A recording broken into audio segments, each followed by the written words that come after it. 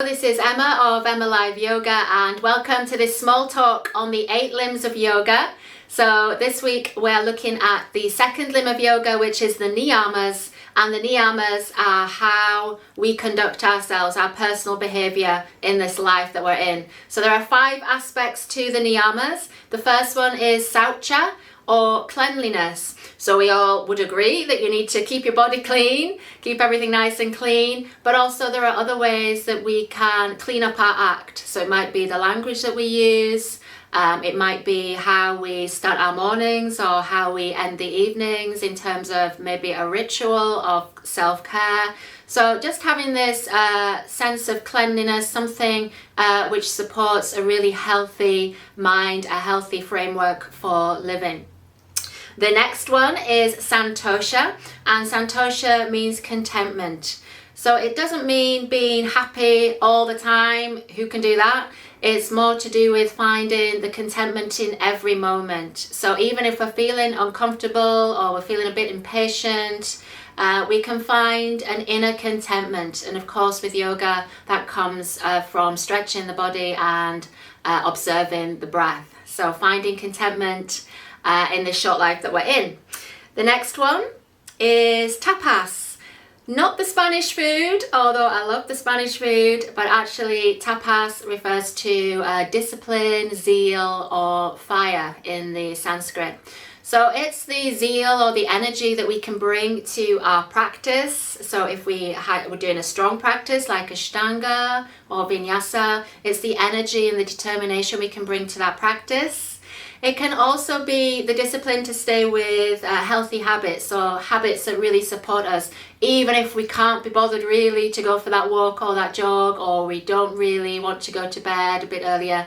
Whatever it is that supports our best self, we have to bring a discipline or a zeal to that. Hope you're keeping up. The next one is Swagya, and Swagya is self-study. And according to the sutras, this can involve just studying our own patterns, our behaviors. So for example, samskaras, those ways of habitual thinking.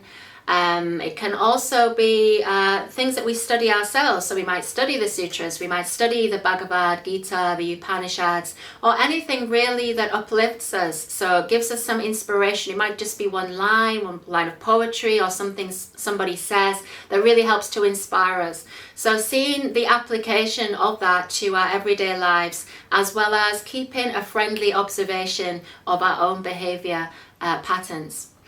Okay, the last one of my favorite ones, is Ishvara Pranidhana. And Ishvara in Sanskrit refers to a god or a holy head, but we can think of that as higher consciousness or our best self or the universe. So just really whatever language you prefer to dress it in.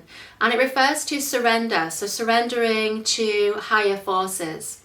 And this involves a level of humility, but also it's a fantastically freeing way of relinquishing control. We can let go of control, we can say all of this is out of our hands, and we can just focus on our sadhana, on our path. So it's actually a very freeing concept. I surrender to everything that's happening. I don't try and resist. I don't try and fight against the tide. So it might be a belief in God, it might be a belief in your higher self, or the good of the universe. So those are the 5 aspects of the Niyamas, our personal observances, which help us to lead holistically a more peaceful life.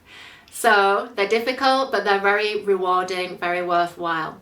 So I hope you've enjoyed listening to me today. Stay happy, keep practicing, and namaste.